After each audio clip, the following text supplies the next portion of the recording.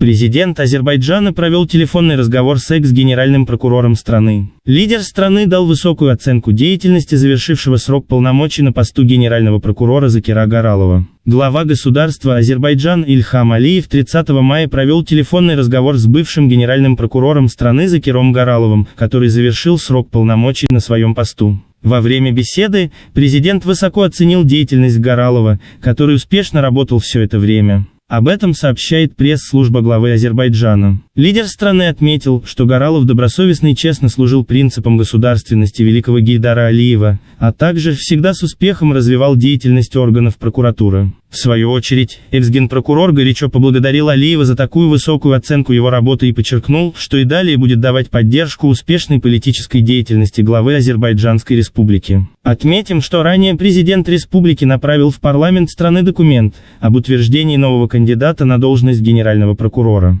Представление будет рассмотрено во время следующего пленарного заседания Милли Меджлиса Азербайджана. Добавим, что руководитель Главного управления по борьбе с коррупцией выдвинут в роли нового кандидата на должность генпрокурора.